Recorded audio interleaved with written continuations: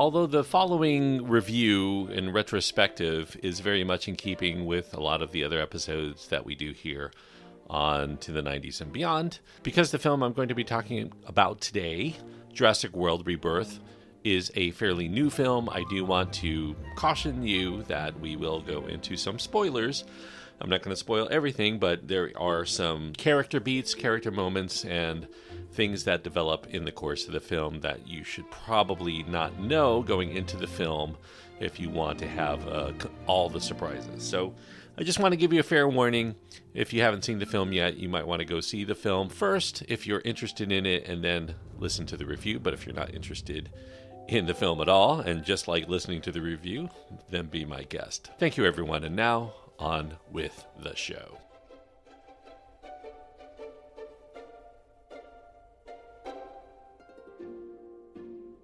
Mr. Work here didn't tell us everything that we need to know. Look, this island was a laboratory of sorts.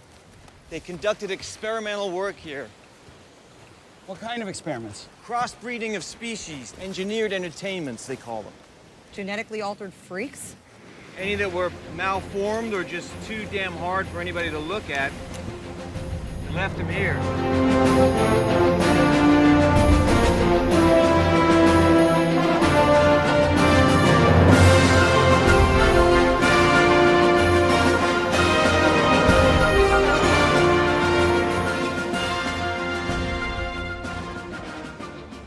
Hi, welcome to the 90s and Beyond, a film podcast that covers movies of the 1990s as well as movies that were sequels or spin-offs or somehow related to those films of the 1990s that came out afterward.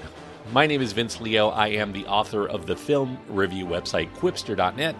I invite you to check out all of my written work there. Quipster.net is where to go, QWIPSTER.net, and while you're there, please click the link that goes to my other podcast that is very similar to this one, but it does cover films of the 1980s. It's called Around the World in 80s Movies, and if you don't want to go to the website, you can just do a search.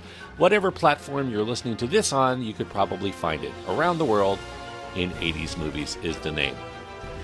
Right now, we're going to get into a departure, kind of a detour, as it were, from the Matrix films, because in between doing the Matrix films here, another Jurassic movie came out, and I already covered the Jurassic series, so I'm going to take time out to cover Jurassic World Rebirth. I actually wrote this a few months ago, and I sat on it in case more information came out, just in case. A little bit more information that got thrown in there, but for the most part, I pretty much covered most of what I'm about to say at the time of its release, so I think in the future I'm just going to go with it instead of sitting on it, and that's why I have this ready for you for today. Jurassic World Rebirth is, as all the other Jurassic films, a PG-13 rated film. It does have intense sequences of violence, some bloody imagery, some suggestive references, a little bit of bad language, and a drug reference in it. The runtime is 2 hours and 14 minutes. The primary cast is Scarlett Johansson, Jonathan Bailey, Mahershala Ali, Manuel Garcia Rulfo, Rupert Friend, Luna Blaze, David Iacono, Audrina Miranda. The director is Gareth Edwards, and the screenplay credited to David Koepp. Now, back when Jurassic World Dominion, the previous Jurassic film, came out in theaters in 2022, it was pretty much marketed at the time as kind of a grand finale, this long-awaited moment when the characters from the original Jurassic Park trilogy and then the characters introduced in the Jurassic World films finally collided. But even though they were marketing this as a grand finale behind the scenes, Steven Spielberg was already thinking ahead, because a franchise where every entry is earning over $1 billion doesn't just simply end. Even if no one yet knew what a sequel might look like, it was going to continue in some way. So, trying to figure things out, Steven Spielberg reached out to David Koepp. Koepp was the original screenwriter for Jurassic Park as well as its direct sequel, The Lost World. And Spielberg wanted to know if Koepp had any other stories in him to be part of the series. Now, Koepp readily didn't. He hadn't thought about the series in quite some time, but he wasn't averse to it. He was open to returning if there was a good story to be told. Steven did hint that he had some unused concepts that they could revisit as part of it. He wanted something new, though, to be made out of it. Some fresh characters, a fresh story, a new angle for this world that is now living with dinosaurs. After the story of Dominion, humans and dinosaurs were coexisting uneasily all around the world. Any new film had to treat that reality as having happened and taking it seriously. So development did begin. There was a Writers Guild strike, unfortunately, that halted everything for a while, but 6 months after they embarked on it, Koepp and Spielberg finally found the direction that they wanted to go. To reset his Jurassic instincts, Koepp rewatched all 6 of the Jurassic Park films and then reread the Michael Crichton Jurassic novels. He wanted to reconnect with the grounded mix of science and wonder and danger that defined those novels. And he, in the process of doing this, unearthed some old ideas, some unused dialogue, some abandoned concepts that suddenly made the series feel alive again. Now, one issue did nag at Koepp. Dinosaurs in the movie series were now everywhere. They were in the cities, they were in the suburbs, they were in the forests. The novelty of dinosaurs had somehow been diminished by the process. Dinosaurs, he felt, should feel very rare, very exotic, something that humans had to seek out instead of just being able to encounter them just when you walk out the door. Michael Crichton, in his novels, reminded him of the reasons why that was.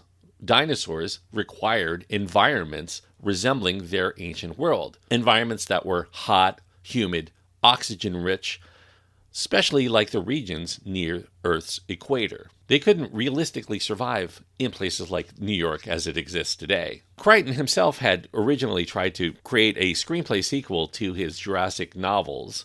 He had once pitched a third film. It was going to be set on Isla Sorna, focused on a lab that was creating new mutant species. Steven Spielberg passed on it at the time, but Koepp held on to the spirit of that Crichton idea as he developed his own. He wanted a mission-driven adventure on this untouched island, and his original title for his story was called Survival, the story of humans and dinosaurs struggling to endure in this transformed world. Freed from the CGI limitations of the early 1990s, Koepp could now finally utilize all of the abandoned material, a river raft chase written initially by Crichton in his novels and storyboarded for early films, but eventually always scrapped because there were technical constraints to actually developing this. Spielberg asked him to bring that sequence back. In addition to this militaristic style mission, Koepp also wanted some characters that audiences could relate to be thrown into the crisis. So he developed a civilian family, and they would be caught up in this Mosasaurus-related rescue mission. He didn't want superhero-like ensemble like the Avengers alone. So to guide himself, he created something he called the 9 Commandments of the Jurassic franchise. Koepp hasn't really divulged what those 9 commandments fully are, but he has revealed in subsequent interviews that one of the commandments is to have no contradictions with the past films. You have to treat the past films as if they actually happened and hold on to what happens as part of your story going forward. The science has to be believable. The humor is an essential component of the storytelling. The dinosaurs must never be treated like monsters or villains. They are animals and must behave as such. And every film has to deliver something new. It can't just be a complete regurgitation of everything you've seen before. By December of 2023, Koepp finished his first draft, and the film was set for a July 2nd, 2025 release date. The story, as Koepp tells it, takes place 5 years after the events of Dominion, even though the movie is coming out 3 years after that. The world has experienced ecological shifts that has left most of the planet uninhabitable for the dinosaurs. There are only a few equatorial regions, sweltering, oxygen-rich, and prehistoric in climate, that can support the dinosaurs anymore. Humans have essentially abandoned these zones entirely, and strict laws prohibit any humans from returning to those regions. Now, by the time Universal began searching for a director for their project, most of the new Jurassic films plot was already locked in, down to securing all of the boats. They just needed somebody who would be able to jump in quickly and still bring a strong creative voice to the movie. In early 2024, John Wick and Deadpool 2's director, David Leitch, he was briefly considered for the role of director. He and his wife and producing partner, Kelly McCormick, they had a first-look deal with Universal. Still, once Leach realized how tightly Steven Spielberg and his producer Frank Marshall were guiding the creative process and how fast this schedule was going to be moving, Leach decided to step aside. So, Universal now needed a filmmaker that had large-scale action movie experience who could work within a very clearly defined studio vision. Gareth Edwards quickly rose to the top of that list. Gareth Edwards, known primarily for 2014's Godzilla, as well as Star Wars Rogue One, he also felt this odd sense of fate in perhaps delivering the next Jurassic film, because on New Year's Eve, just a few weeks before, he and his girlfriend had visited Universal Studios Hollywood, and they only rode one attraction during their stay there, and it happened to be the Jurassic World ride. Weeks later, while Edwards was brainstorming what he thought would be his next project, he revisited the iconic T-Rex attack from Jurassic Park, the 1993 film. He planned to only watch that one scene just for ideas, but he instead ended up rewatching the entire film. He started taking notes while he was watching it of all the things he found very compelling about the storytelling in Jurassic Park. It took him 5 hours to complete the film, and he had all of these notes afterward that he ended up just tossing. It was just kind of a filmmaking exercise in his mind. His girlfriend would walk in on him occasionally. She was accustomed to his endless rewatches of Jurassic Park. She just merely laughed at seeing him do it yet again. The very next day, during this chat with his friend Jabez Olsen, who would later end up becoming the editor for this movie, Edwards got a link from his girlfriend that announced that Universal was actively searching for a director for their next Jurassic film. As Gareth was talking on the phone, he took a screenshot of the article and then sent it to his agent and asked, "Is this stupid?" Instead, he had learned from his agent that Frank Marshall had already contacted him, reaching out and wanting him to read the script that weekend. He got the script in an electronic form. He ended up printing it out because that's how he prefers to read his scripts. And he expected to dislike it. In fact, he wanted to dislike it, but instead he found himself hooked. The script read, he felt, like a love letter to Steven Spielberg. It was full of classic dinosaur encounters, but a lot of the elements reminded him of the Spielberg of old, and he knew he'd regret turning this opportunity down. So he decided to meet with Frank Marshall in Santa Monica, and that's where Edwards pitched his idea for what he would do given the script. He wanted to shoot on real locations. He wanted to avoid all of that green screen technology that was permeating a lot of current releases. He wanted to shoot on 35 millimeter film stock because he wanted to give this movie a very archival feel, like something out of the 1990s that had been somehow shelved by Universal and was now just being rediscovered and released into theaters. Marshall liked what he heard, and he urged him to pitch his story ideas to Steven Spielberg directly.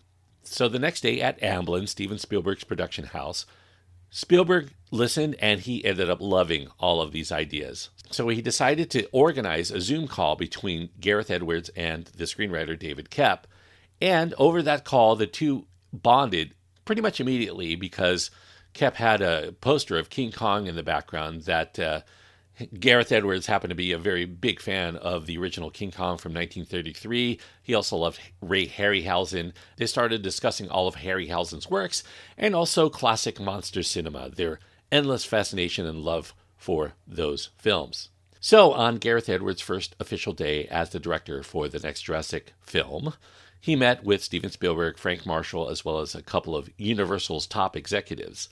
And after listening to them discuss what they wanted to do with the film for a few moments, he ended up asking the dreaded question, which was, could they push the release date? With barely a year left, he argued that films of this scale typically take 2.5 years to complete. But the answer was firm. There was no movement of the release date, and he was going to have to complete this film in almost half the time.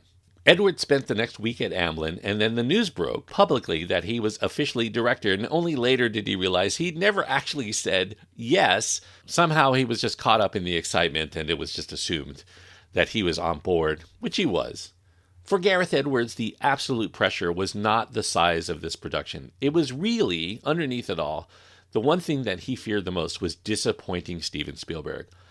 Jurassic Park was a huge inspiration to him as a filmmaker, one of his all-time favorite films, if not his all-time favorite film.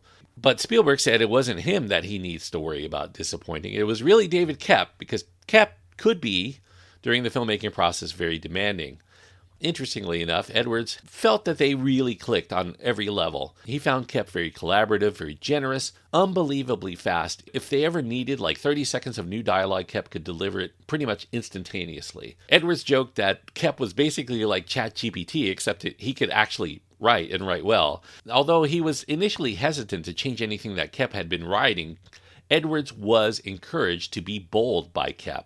And that led him to eventually reshape some significant moments, including having a new opening where this dinosaur fails to survive on the streets of London before flashing back to the lab where it all began. Now that setting changed from London to New York sometime during the filmmaking process.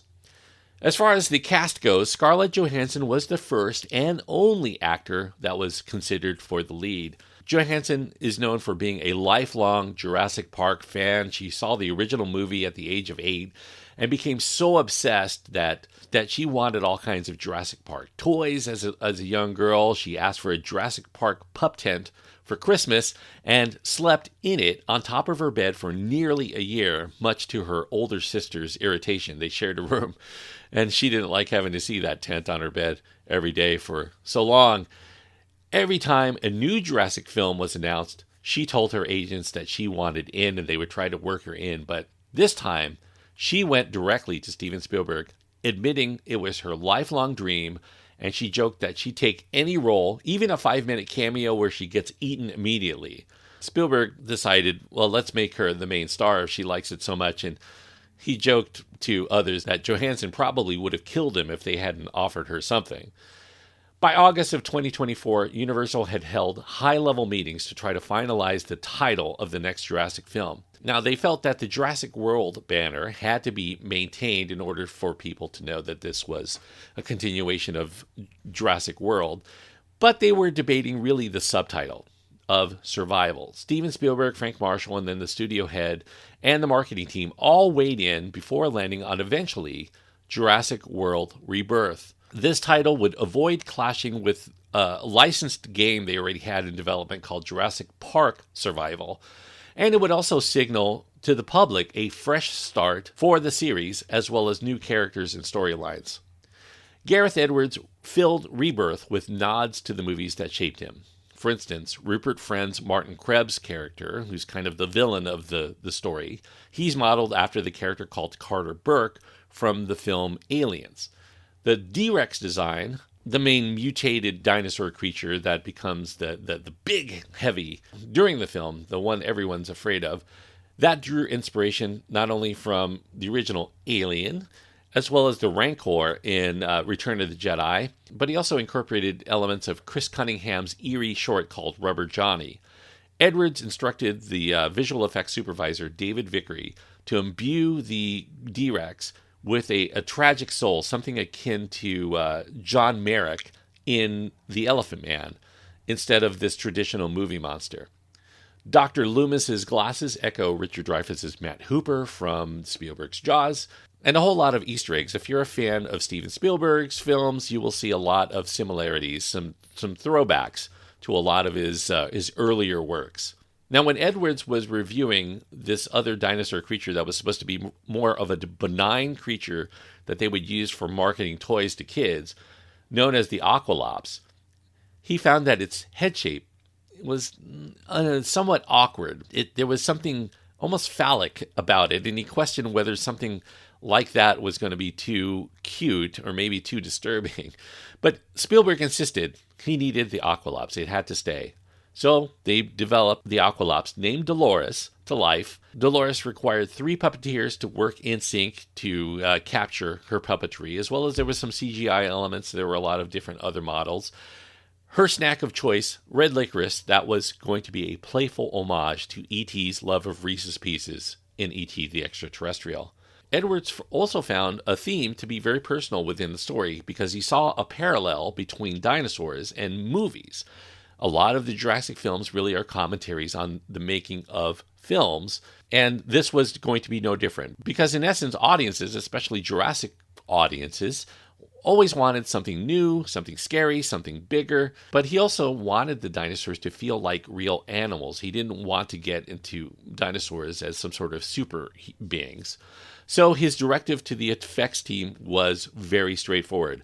Anything that a dinosaur does in the films had to mirror real animal behaviors somewhere along the line. It didn't matter what kind of animals, but it had to exist somewhere in nature. So the animators built this vast reference library, drawing upon many wildlife documentaries and home videos, studying all of the movements and hunting responses and characteristics of animals all around the world. The design work had to be completed here, though, at record speed, not just for the visual effects, because they also needed to get their products completely designed for the toy manufacturers to begin building toys to be out on shelves at the time of the film's release. They needed final designs a year before so that all of that merchandise was going to be ready for all of the people who were seeing the film wanting to get toys for their kids or for themselves. The Mosasaurus hunt was very much shaped to mirror the chase for the great white in the original Jaws. David Koepp actually initially was envisioning Creature from the Black Lagoon when he had come up with that sequence, but Edwards really pushed it toward that Spielbergian suspense, so it echoes Jaws in many ways. The Quetzalcoatlus egg sequence, that was built as a nod to Indiana Jones and the Temple of Doom, complete with added temple ruins. The creative team behind it decided to change some story beats. Instead of stealing the eggs, they decided to just take the egg and extract its DNA and leave it intact. As I mentioned earlier, Edwards wanted Rebirth to feel like a lost early 90s blockbuster, something that was rediscovered today and put out into theaters. Now, Edwards wanted Rebirth to feel like that long-lost early 90s blockbuster that was being rediscovered, perhaps as if it were directed by Steven Spielberg himself, but Frank Marshall decided he needed to pull Edwards back from completely copycatting Steven Spielberg, because Spielberg really disliked a lot of heavy self-referencing throughout the films. So Edwards had to work all of these nods in without it seeming distracting, like too obvious that there were Easter eggs all throughout the film. He did fight to keep this suspense scene at a mini-mart because it was inspired directly from this the kitchen in Jurassic Park sequence. It was cut early as many callbacks fell away. The team ended up restoring that sequence for the final film. Throughout production, Edwards barely slept, not only because of the deadlines, but also from the weight of the Jurassic Park legacy, because he considered Spielberg's original a masterpiece.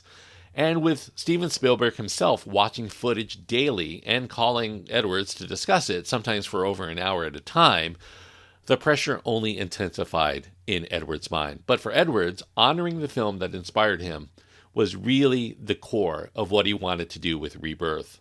As far as the finished plot, Scarlett Johansson here, she is the main star of the film. She plays Zora Bennett, who is this hardened commander of this covert ops unit known as Situational Security Experts. Her team includes Mahershala Ali as Duncan Kincaid, who is this veteran boat captain. Jonathan Bailey plays Dr. Henry Loomis, a paleontologist brought along who is thrilled at the prospect of seeing real dinosaurs. Their mission, it's secret, it's illegal, it's funded by the pharma giant known as Parker Genetics to collect DNA from 3 species, a Dilophosaurus, Mosasaurus, and Quetzalcoatlus. The company hopes to use the DNA from these animals to create a heart disease erasing drug that could be worth trillions. And that would make the team's payout look trivial, the $10 million payout, by comparison. The catch, though, is that the region is strictly off limits. They have to ignore the law and head straight for Île Saint-Hubert, a remote island off of French Guiana, where danger is almost certain to be at every turn. Running parallel to their mission is this other side story of the Delgado family. The Delgados are on a sailing trip. Ruben Delgado, his daughters Teresa and Isabella, as well as Teresa's boyfriend Xavier. They're on what they hoped would be a very peaceful vacation, but that peaceful part ends when aquatic dinosaurs overturn their boat, and that plunges them all into survival mode. After sending out an SOS from their capsized boat, They're picked up by these mercenaries, these situational security experts, but the rescue doesn't last long. Their vessel ends up crashing on an island overrun by genetically hybrid dinosaurs from this abandoned Jurassic Park facility, scattering the Delgados and separating them from the very team that was meant to keep them alive. Now, the bulk of Rebirth was actually filmed on location in Thailand. There were additional shoots set in Malta as well as in the United Kingdom. They wanted to give the movie a mix of actual physically dense jungles as well as some rugged coastlines and film some of it in controlled studio environments.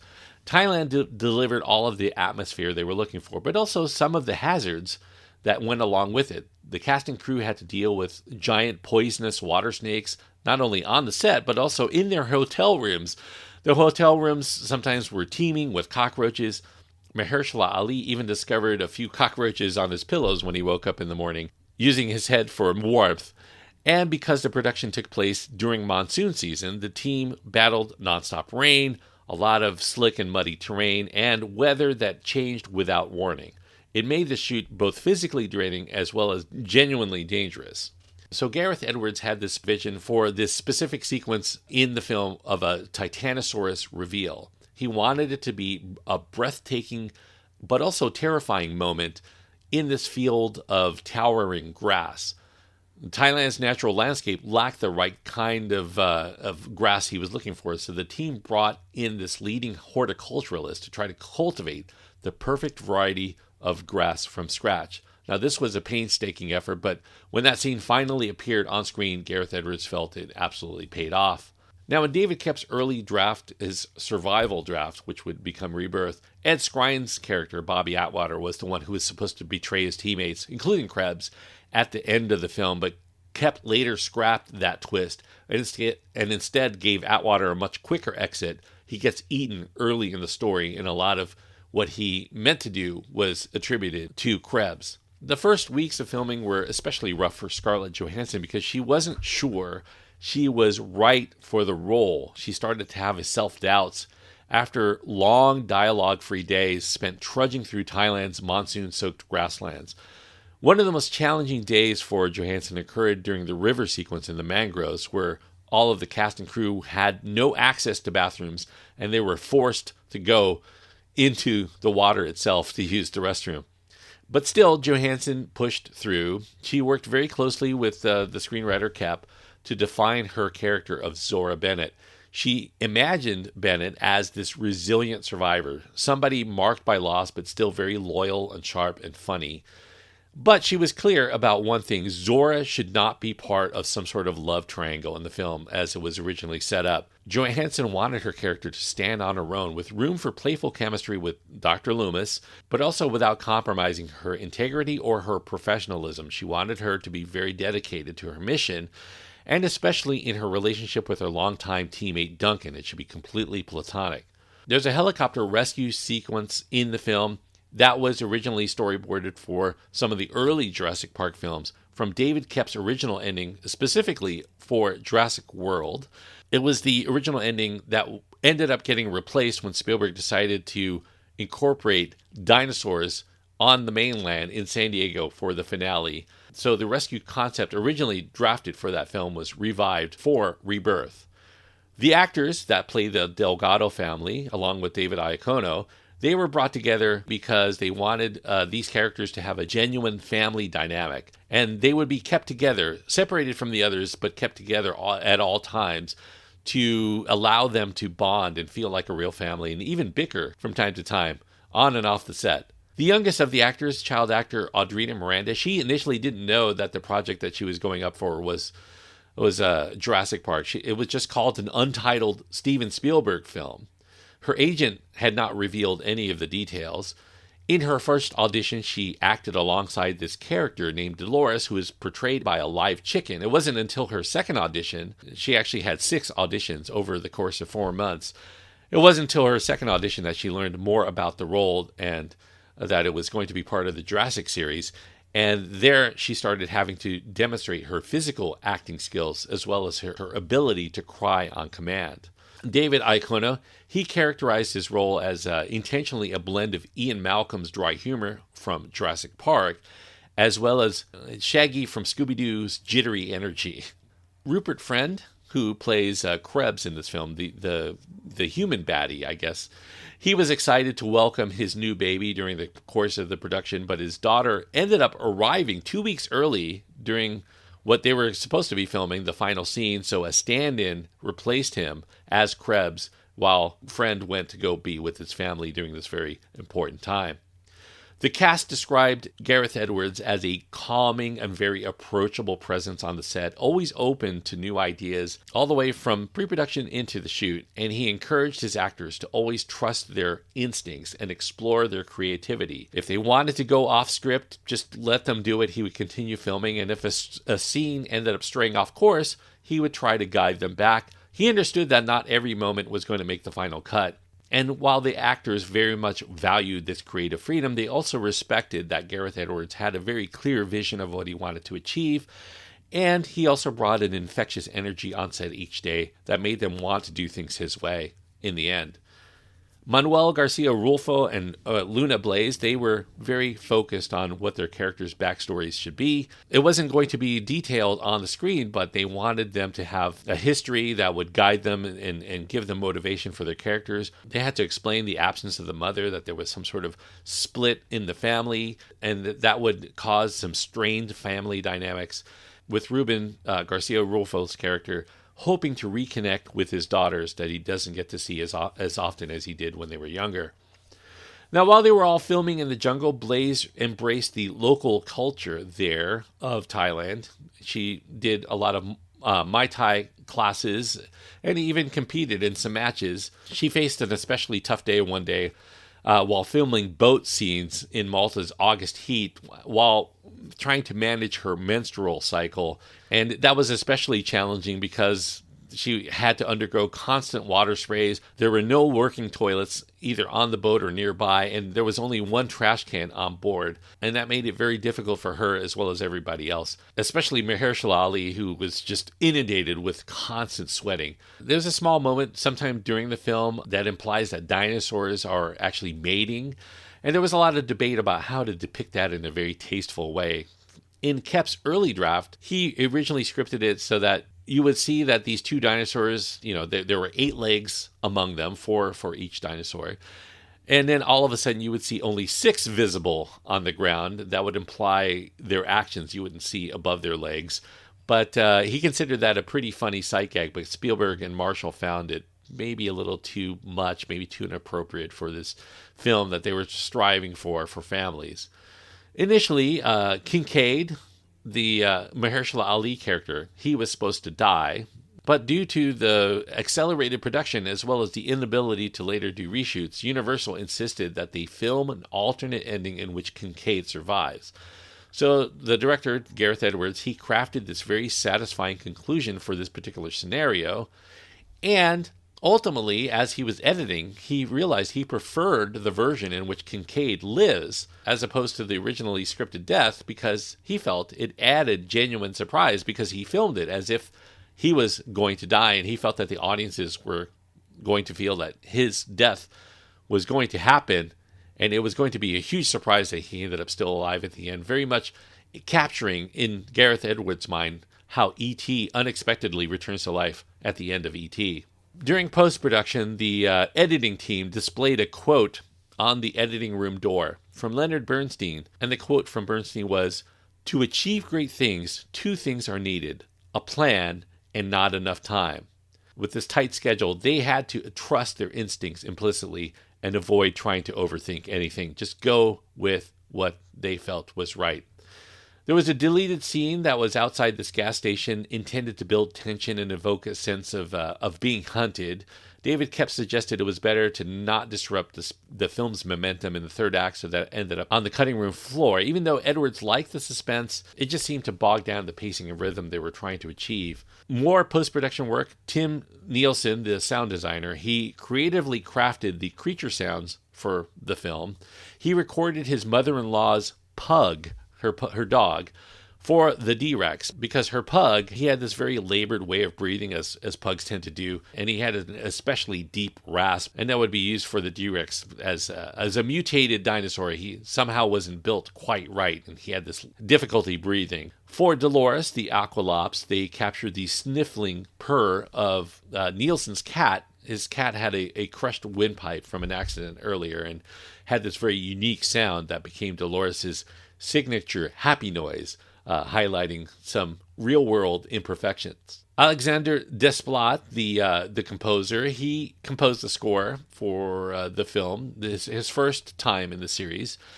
Desplat happened to be a big fan of John Williams, so he sought to honor Williams' legacy by making music that reflected the emotional depth of those earlier films. He used a lot of piano, some choral elements, but Gareth Edwards wanted more memorable melodies to be employed to ensure that audiences would leave the theater humming, much like they did for Williams' iconic themes. He wanted new themes to be brought out here that audiences would appreciate.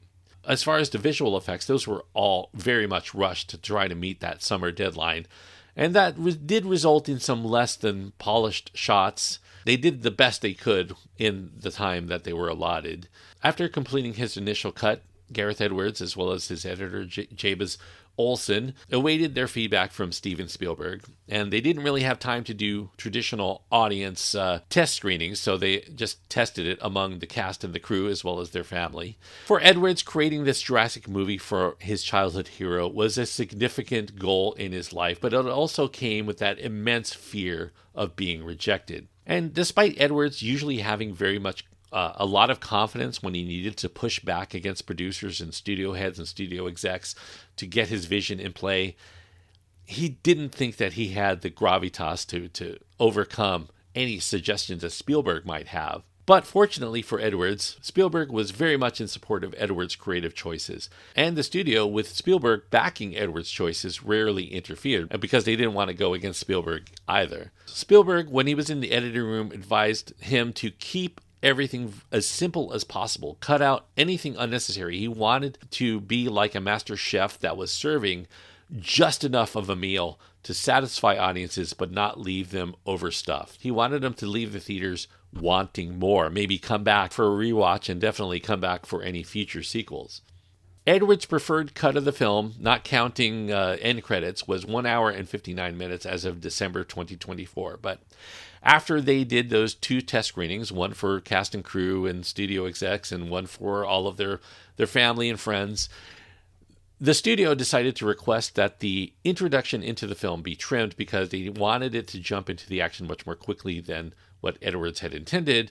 But they also wanted some of those moments that Edward had originally shot to be reinserted that they liked, and that resulted in a net increase of 5 minutes in the film's runtime. And that resulted in a net increase of 5 minutes to the film's runtime from Edwards' originally intended cut.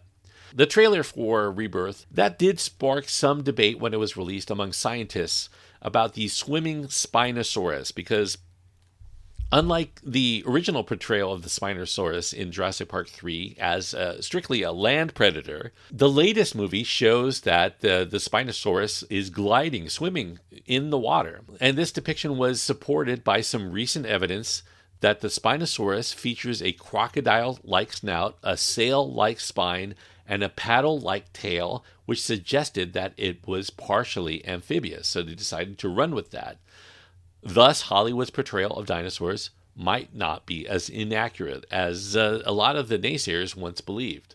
Thematically, Rebirth was really centering on humanity's growing indifference to science and history, from the closed Jurassic Park Museum to the neglected dinosaurs. In our society as today, comfort increasingly seems to be outweighing our concern for the needs of nature, of other species, and that is summed up in the line in the film, intelligence is overrated.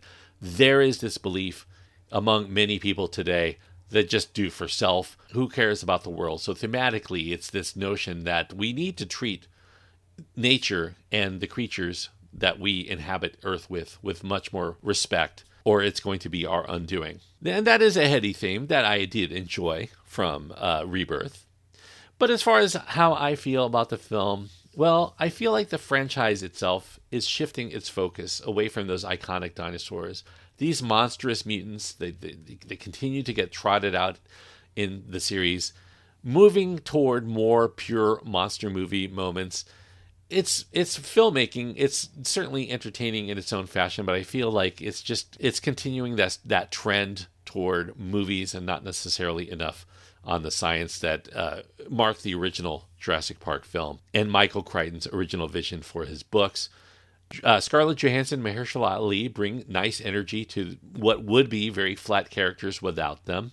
I think David Koepp does add some emotional weight to their characters that is good, but there's just not enough time spent with the characters, not enough details here to keep them much more than being very two-dimensional characterizations. There's a cardboard nature to the characters. Anything above that is brought about because of the talent of the actors. I don't think anybody's going to walk out of the theater saying, I really love this character and I want the entire series built around this character in the future. They're fine, they're fun to watch, but it's not like Ian Malcolm's character where you just really want to see more of him. The creatures that are brought in here, even though they're mutated, they don't really inspire real fear. At least I didn't feel that way. Maybe young and very impressionable audience members might find it a little bit unnerving, but if you've seen the other films, I think by the time you get to this point, the recycled nature, it seems very familiar, and it doesn't draw out a lot of awe or suspense because we're getting spectacle here. We're not really getting anything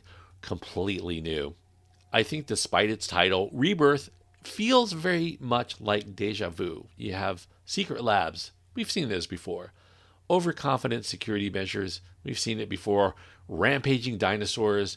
It all echoes the familiar chaos of the rest of the series. Even the plot, the dinosaur DNA might be used to cure heart disease. That's little more than an excuse to revisit the lab's gone amok premise that we've seen before. I think here what really sets it apart is that it's for the fans. It's for fans of the original series, but fans of Steven Spielberg as a whole, because the nostalgia of it, there's a nostalgic quality to Rebirth that I think will meet well for people who are nostalgic for the films of their youth. Whether you're somebody who loved Steven Spielberg's early works or the Jurassic Park series as a whole, the herbivores here very much framed to John Williams' iconic score. The car chases referencing, the mirror gag from the original film. Banners proclaiming when dinosaurs ruled the earth. They're in here as well. Edwards here leaning on some of his indie work, like his movie Monsters, which, this entry kind of recycles his own work. The formula of those bickering scientists, their greedy corporations, endangered children. He's done this before in a number of his films. I do feel that Rebirth does fall short to make meaningful advances within the franchise. Interestingly, ironically, it critiques profiteering while it seems to be chasing profit itself, offering a greatest hits remix of recycled dinosaurs, minimal new character development, but the law of diminishing returns continues to apply to the series. What once was thrilling now feels predictable. It's a theme not only for the films, but also for the film releases. It used to be thrilling, now it's predictable. They're trying to find new ways to regurgitate the same thing. Mutated dinosaurs, we've seen that before. It's recycled here yet again. So there's really not a lot of places to go, and I think that's why the dinosaurs can't be everywhere. It's just for the fans. And despite its title of Rebirth, I think there's very little novelty here. A more fitting name, I think, than Rebirth might be Regurgitation, because that's what it feels like. So I can't quite be completely on board for the Jurassic World series. It's not that I didn't find the film entertaining here and there, and I do respect the filmmakers. I think they're just going back to the same well. They know what audiences want and expect, and they try to deliver all of that. But for anybody who wants something new or different, this is more like a greatest hits compilation than it is something for somebody who wants new material. So for all of that, 2.5 stars is the best I can give Jurassic World. Rebirth and 2.5 stars on my scale means that it's lacking something vital that would keep it from being something I could recommend to most people, and that which it's lacking is, as I mentioned, originality. A reason to come back here to see something you haven't seen before. Unfortunately, it is for people who want to see more of the same, not necessarily for people who want to see something they haven't seen in prior entries. So, 2.5 stars, unfortunately, is the best I could give Jurassic World Rebirth. But of course, the film has its fans, and if you are a fan and you want to champion this film, you want to let me know what you think is the reason why it should score higher than that, then you can write to me. You can find my contact information at my website. That's at quipster.net, QWIPSTER.net.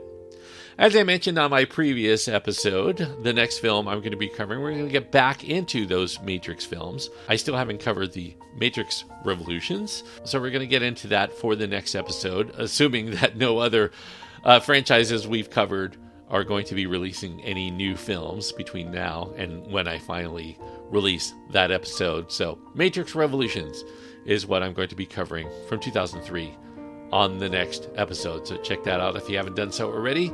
And until next time, thank you so much for listening and joining me as we continue our journey to the 90s and beyond.